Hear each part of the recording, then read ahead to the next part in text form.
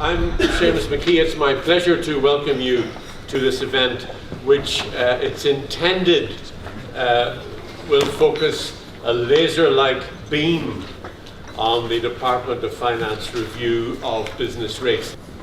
Eye on the Hill policy events are about connecting policymakers with those audiences affected by policy and legislative change.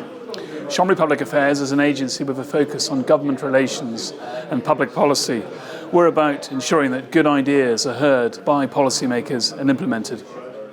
People are loath to be radical in Northern Ireland, but I think that Northern Ireland as an area is too expensive.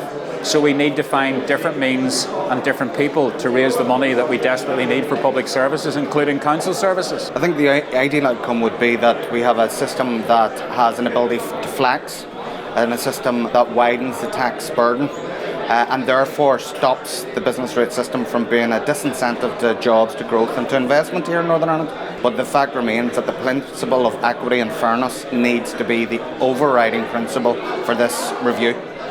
And certainly one of the concerns that I would have about my own local towns is that, the main streets, the two main streets in Newton Ards are now, at least 30% of them are taken up by charitable shops. Is that now becoming a retail business, or is it a charity, and therefore should there be a cap on the rates relief?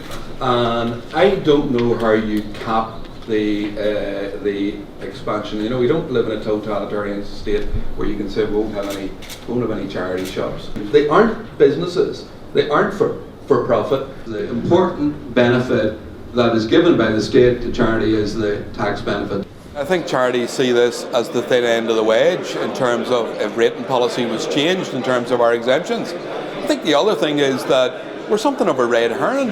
People keep talking about charity shops and they've become some sort of ogre in all this. They're actually very small. Even if they were paying rates, they would pay very little. And I think there's an awful lot more needs to be looked at before we start focusing on charity shops as being somehow the problem. I'm speaking against myself here as a landowner, but I think that there's an argument for tampering with this sacred cow, as it's being referred to, taxation on land. I personally would not have a problem with a small amount of tax to be paid per acre by landowners. If you want to buy milk at 60-70p a litre, you're going to have to continue to pay farmers to farm that land. And if you want to pay a land tax, then you're not going to get milk at the prices you want it at. It's very easy to levy a land tax when you start with a clean sheet of paper, but when you're looking at a developed country, it's very difficult to go from what we've got now to a land tax, and it just simply won't work.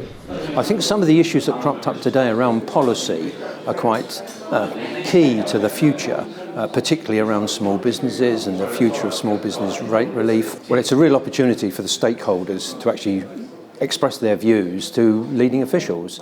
I think the fact that you had the Permanent Secretary here and Brian McClure from the department gives stakeholders a real opportunity to express their views and to actually bring some of these views out into the open so we get more public debate. We represent 99% of all businesses in Northern Ireland, so if you're not talking to small business, you're not talking to business. I thought it was very good. I thought there was a lot of people there who contributed positive ideas. It's too easy to get bogged down with negatives in these kind of discussions. Nobody wants to pay tax, but I think there were a lot of positive contributions and it was well worthwhile.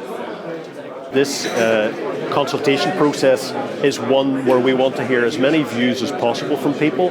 It has been useful. We obviously expect to get a new minister shortly, and we will be feeding back after the conclusion of the consultation the views of various stakeholders.